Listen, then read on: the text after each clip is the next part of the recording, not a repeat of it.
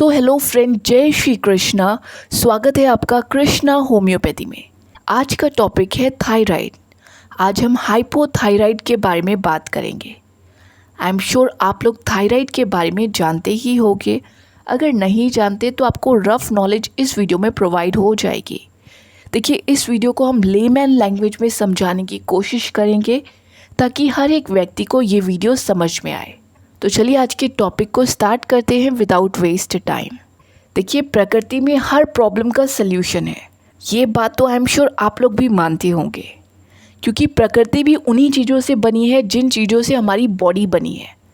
आपको बस अपनी बॉडी के अंदर जो 5 एलिमेंट है उनको बैलेंस करना है। देखिए, इस वीडियो में हम आपको कोई भी होम्योपैथी दवाइयों के बारे में नहीं बताएंगे, क्योंकि आप लोग इन दवाइयों का सेल्फ मेडिकेशन करने लगते हैं, जो कि बिल्कुल गलत है। आप लोग अपनी प्रॉब्लम को सही से एग्जामिन नहीं कर पाओगे और इन दवाइयों को सही से सिलेक्ट नहीं कर पाओगे। इसलिए सबसे अच्छा तरीका यही होगा, अगर आपको थायराइड की प्रॉब्लम है तो आप अपनी तरफ से अपने लाइफस्टाइल को अच्छा करिए। आप उन चीज़ों को अपनी डाइट का पार्ट बनाइए जिससे आपकी थायराइड ग्लैंड अच्छे से वर्क करे। इतना करने से ही आपकी 60 to 70% प्रॉब्लम सॉल्व हो जाएगी और बाकी की बची 30% प्रॉब्लम, अगर आप इस केस को जल्दी ठीक करना चाहते हैं तो आप नज़दीकी होम्योपैथी डॉक्टर के पास जाएं और उन्हें अपने प्रॉपर केस स्टडी के बारे में बताएं। देखिए, होम्योपैथी हो या आयुर्वेदिक, हर एक पेशेंट का बॉडी टाइप डिफरेंट होता है, इसलिए उनको उन्हीं के हिसाब से मेडिसिन दी जाती है। वो उनकी प्रॉपर केस स्टडी के बाद ही पॉसिबल है, इसलिए वो मेडिसिन तो आपको हम नहीं बताएंगे। आज हम बात करेंगे कुछ ऐसे घरेलू नुस्खों के बारे में, कुछ ऐसी डाइट प्लान के बारे में जिससे आप फॉलो करके अपने थायराइड की प्रॉब्लम को 70 to 80% सॉल्व कर सकते हैं और बाकी की बची 20% प्रॉब्लम उन्हें दवाइयाँ लेने की ज़रूरत होती है। एक बात आप लोग और याद रखिए, अगर आपकी कोई भी एलोपैथी दवाइयाँ चल रही हैं तो उसे अचानक से बिल्कुल मत छोड़िएगा। आई होप आपको ये पॉइंट यहाँ पर क्लियर हो गए होंगे। अब हम चलते हैं हेल्दी लाइफस्टाइल की ओर। आपको अपनी डाइट के अंदर क्या फॉलो करना है जिससे आपकी जो थायराइड ग्लैंड है वो अच्छे से वर्क कर पाए और जो T3 T4 हार्मोन आपके थायराइड ग्लैंड से सिक्रीट होते हैं वो अच्छे से सिक्रीट हो पाए। जो लोग थायराइड के बारे में नहीं जानते हैं, जिनको नहीं पता कि थायराइड होने पर बॉडी के अंदर कौन से लक्षण नज़र आते हैं, प्लस थायराइड होने के पीछे क्या कारण होता है, उनको सबसे पहले ये बातों को जानना चाहिए। देखिए, आप लोग अपनी प्रॉब्लम की जितनी डीप नॉलेज लोगे, आप उतनी ही जल्दी और उतनी ही अच्छी तरीके से अपनी प्रॉब्लम को सॉल्व कर पाओगे। तो चलिए, बातें बहुत हो गई इसके बारे में, अब हम एक एक करके जानते हैं थायराइड के बारे में। सबसे पहले, थायराइड होने पर आपकी बॉडी के अंदर कौन से लक्षण नज़र आते हैं और थायराइड होता क्यों है आपकी बॉडी के अंदर, ये बात तो हर कॉमन मैन के माइंड में आती होगी और हम इसे कैसे नेचुरली ठीक कर सकते हैं बिना दवाइयों के। देखिए, पुराने टाइम में एलोपैथी नहीं थी। पुराने टाइम में जितनी भी बीमारियों का इलाज किया जाता था वैद्य के द्वारा, वो सभी नेचुरल तरीके से किया जाता था और होम्योपैथी दवाइयों को भी ज़्यादातर नेचुरल तरीके से ही बनाया जाता है। आपने देखा होगा, होम्योपैथी के जितने भी मदर टिंचर होते हैं वो कहीं ना कहीं नेचर से ही इन्वॉल्व होते हैं। तो आयुर्वेद और होम्योपैथी सिस्टम दोनों ही नेचर पर बेस्ड है, इसलिए दोनों ही आपकी बॉडी के लिए सेफ़ है। देखिए, नॉर्मल ह्यूमन बॉडी के अंदर ऐसा क्या होता है जो थायराइड पेशेंट की बॉडी के अंदर नहीं होता। इस बात के एग्जाम्पल से आप सही ढंग से समझ पाएंगे कि देखिए, आपके गर्दन के ठीक बीचों बीच एक बटरफ्लाई टाइप का ग्लैंड होता है। इसी को बोला जाता है थायराइड ग्लैंड।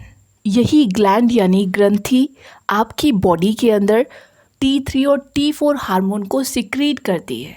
यहाँ T का मतलब है थायरोक्सिन। ये हार्मोन ये आपकी बॉडी के अंदर जाकर मेटाबॉलिज्म को बूस्ट करते हैं। आप में से बहुत सारे लोग ये सोच रहे होंगे ये तो बहुत डिफ़िकल्ट है इसको समझना। देखिए, बिल्कुल डिफ़िकल्ट नहीं है। आप लोग इस बात को ऐसे समझिए कि एक दरवाज़ा है जिसमें से 2 लोग निकलते हैं जो आपकी बॉडी के लिए बहुत ज़रूरी है। ये आपकी बॉडी के अंदर जाकर आपके खाने को पचाने का काम करते हैं और बहुत सारे फंक्शन करते हैं। अगर ये 2 लोगों के ग्रुप के अंदर कुछ ज़्यादा मात्रा में लोग निकलेंगे या फिर बहुत कम लोग आएंगे इस दरवाजे से, तो दोनों कंडीशन में आपकी बॉडी को बहुत प्रॉब्लम होने वाली है। देखिए, यहाँ पर लोगों से हमारा मतलब एक एग्जाम्पल देना था। यहाँ पर हम हार्मोन की बात कर रहे हैं, थायरोक्सिन हार्मोन की बात कर रहे हैं। अगर यही थायरोक्सिन हार्मोन थायराइड ग्लैंड से अच्छे से सिक्रीट नहीं होता या कम मात्रा में सिक्रीट होता है तो इससे आपको हाइपोथायराइड की प्रॉब्लम होती है। अगर यही हार्मोन बहुत ज़्यादा मात्रा में रिलीज़ होता है तो आपको हाइपरथायराइड की प्रॉब्लम होती है। ज़्यादातर केसेस में हाइपोथायराइड की प्रॉब्लम रहती है, यानी आपकी बॉडी के अंदर जो T3 T4 है वो अच्छे से सिक्रीट नहीं हो पाता, जिसकी वजह से आपका मेटाबॉलिज्म स्लो डाउन हो जाता है और आपकी बॉडी का फैट बढ़ने लगता है। आप जो भी खाते हैं वो अच्छे से डाइजेस्ट नहीं होता, कॉन्स्टिपेशन की प्रॉब्लम रहती है, आपके फेस के अंदर आपको स्वेलिंग नज़र आती है और बहुत सारी प्रॉब्लम होती है, जैसे कि नींद नहीं आना, जॉइंट पेन की प्रॉब्लम, लेथार्जी फील होना, हार्ट बीट का स्लो हो जाना। ये सभी हाइपोथायराइड के सिम्टम हैं। अगर आपकी बॉडी के अंदर ये सिम्टम नज़र आते हैं तो आपको अपने नज़दीकी डॉक्टर के पास जाकर ब्लड टेस्ट कराना चाहिए। ऐसी कंडीशन में पेशेंट को लेथार्जीनेस फील होगी, बॉडी के अंदर ड्राइनेस आ जाएगी और ड्राइनेस आने की वजह से आपको हेयर फॉल की प्रॉब्लम होगी, आपको स्किन रिलेटेड प्रॉब्लम होगी। तो ये सभी सिम्टम एक साथ आपकी बॉडी के अंदर नज़र आने लगते हैं।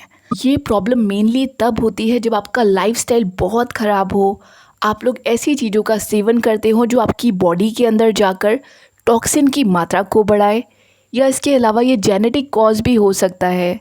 प्लस ऑटो इम्यून डिजीज़ की वजह से भी ये प्रॉब्लम होती है। ऑटो इम्यून डिजीज़ को आप एक एग्जाम्पल के साथ समझ सकते हैं। आपकी बॉडी के अंदर जो रियल सोल्जर है, जो आपकी बॉडी को सभी प्रॉब्लम से बचाते हैं, जब यही सोल्जर को गलत फहमी हो जाए और वही सोल्जर आपकी बॉडी से ही लड़ने लगे तो इसे बोला जाता है ऑटो इम्यून डिजीज़। यानी इस टाइम पर आपकी बॉडी की जो टी सेल्स हैं, जो आपकी बॉडी को दूसरे वायरस, बैक्टीरिया, इन्फेक्शन से प्रोटेक्ट करती हैं, और जब यही टी सेल्स जो आपकी बॉडी को बचाती हैं एक टाइम आने पर आपकी बॉडी से ही लड़ना शुरू कर देती हैं, तो इसे बोला जाता है ऑटो इम्यून डिजीज़। अगर ये कारण है थायराइड होने का तो ऐसी कंडीशन में आपको होम्योपैथी दवाइयाँ लेनी पड़ेंगी, लेकिन वो आपकी प्रॉपर केस स्टडी के बाद आपको दी जाएंगी। अगर ये कारण नहीं है, बाकी दूसरे कारण है, तो उसे आप नेचुरल तरीके से बिल्कुल सॉल्व कर सकते हैं। अगर ये प्रॉब्लम आपको स्ट्रेस की वजह से हुई है तो आप लोग योग करके, मेडिटेट करके इसे बहुत अच्छे से बैलेंस कर सकते हैं और 100% ट्रीट भी कर सकते हैं। लेकिन ये अभी आधी नॉलेज है जो आप लोगों ने समझी है। इसके पीछे एक और मास्टरमाइंड है जो इन सब कामों को अच्छे से कराता है, वो है आपकी पिट्यूटरी ग्लैंड। देखिए, आपके ब्रेन के अंदर हाइपोथैलेमस होता है जो पिट्यूटरी ग्लैंड को ऑर्डर देता है कि वो TSH हार्मोन को रिलीज़ करे, यानी थायराइड स्टिमुलेटिंग हार्मोन को रिलीज़ कर दे। यही थायराइड स्टिमुलेटिंग हार्मोन आपकी थायराइड ग्लैंड के पास जाकर उसे एक्टिवेट करता है, या यूँ कहें उसे जगाता है, ताकि वो अपना काम सही से कर पाए। लेकिन यहाँ पर जो थायराइड ग्लैंड होता है वो किसी भी कारण से अच्छे से अपना काम नहीं कर पाता और TSH अपना काम बार बार करता है, बार बार थायराइड ग्लैंड के पास जाकर उसे एक्टिवेट करता है। लेकिन थायराइड ग्लैंड अच्छे से वर्क नहीं करती, तो उसके बाद ये TSH यानी थायराइड स्टिमुलेटिंग हार्मोन आपके ब्लड के अंदर मिल जाता है। इसीलिए आप लोगों से कहा जाता है कि अगर आपकी बॉडी के अंदर आपको लक्षण नज़र आते हैं तो आपको ब्लड टेस्ट कराना चाहिए, और ब्लड टेस्ट कराने के बाद आपका TSH लेवल को देखा जाता है, उसके बाद T3 T4 हार्मोन को देखा जाता है कि ये आपकी बॉडी के अंदर कितने अच्छे तरीके से सिक्रीट हो रहे हैं। इन सब को एग्जामिन करने के बाद ही डिसाइड किया जाता है कि इस पेशेंट को थायराइड की प्रॉब्लम है। आई होप आपको ये पॉइंट यहाँ पर क्लियर हो गया होगा।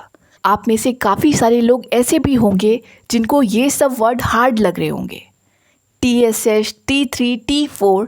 तो देखिए, इस बात को आपको हार्ड लेने की बिल्कुल ज़रूरत नहीं है। जैसे आप लोगों का कोई भी नाम होता है, ठीक वैसे ही बॉडी के अंदर जो हार्मोन होते हैं, बॉडी के जो पार्ट होते हैं, उनके डिफरेंट नाम होते हैं। आपको एक नाम मानकर इसे छोड़ देना है। आपसे यहाँ पर याद करने के लिए नहीं कहा जा रहा है, आपको सिर्फ एक रफ आइडिया दिया जा रहा है कि आपकी बॉडी के अंदर क्या चल रहा है। देखिए, जो लोग डॉक्टर नहीं हैं या डॉक्टर की फील्ड से बिलोंग नहीं करते हैं, उन्हें भी अपनी बॉडी की बेसिक नॉलेज होना बहुत ज़रूरी है। देखिए, ये हमने जितने भी बात की, ये सभी हमने प्रॉब्लम के बारे में बात की। लेकिन अब हम जानेंगे आपको सुबह से लेकर रात तक ऐसे कौन से लाइफस्टाइल को फॉलो करना है जिससे आपकी थायराइड की प्रॉब्लम 1 से 2 महीने के अंदर खुद ब खुद ठीक हो जाए। देखिए, हम आपको होम रेमेडी बता सकते हैं, लेकिन उससे कुछ फ़ायदा होगा नहीं। आप लोग इन होम रेमेडी को ढंग से फॉलो नहीं करोगे, इसलिए हम इस बात को डिफरेंट तरीके से समझाने की कोशिश करते हैं। आपको सुबह से लेकर रात तक अपने लाइफस्टाइल को कैसा रखना है, ये बात आई एम श्योर आपको फॉलो करना इजी रहेगा। इसलिए हम सुबह से लेकर रात तक थायराइड पेशेंट को क्या करना चाहिए, कैसे अपने लाइफस्टाइल को रखना चाहिए, एक एक करके और जल्दी जल्दी इस बारे में जानेंगे। देखिए, ये वीडियो ऑलरेडी बहुत लंबा हो गया है, इसलिए मुझे लगता है इसे यहीं पर स्टॉप करना होगा। इसलिए लाइफस्टाइल वाले पार्ट को हम नेक्स्ट वीडियो में कवर करेंगे। आप लोग उस वीडियो को ज़रूर देखिएगा, वो बहुत इम्पॉर्टेंट है। हम उसमें बताएंगे सुबह से लेकर रात तक थायराइड पेशेंट को अपने लाइफस्टाइल को कैसा रखना है ताकि उनकी वो प्रॉब्लम 1 से 2 महीने के अंदर ही सॉल्व हो जाए। तो आई होप आप लोगों को आज की वीडियो से काफ़ी कुछ नई नॉलेज सीखने को मिली होगी थायराइड प्रॉब्लम के बारे में। अगर आप लोग इसी तरीके की और भी नॉलेजेबल वीडियो देखना चाहते हैं तो हमारे इस चैनल को सब्सक्राइब करिए, और मोस्ट इम्पॉर्टेंट बात, इस वीडियो को अपने फ्रेंड्स और फैमिली मेम्बर्स में शेयर करिए। So friend, that is it for the day. I hope you like my session. If you really like it, then please subscribe it and share with your friends and family members. Till then, stay safe, stay healthy. Have a good day.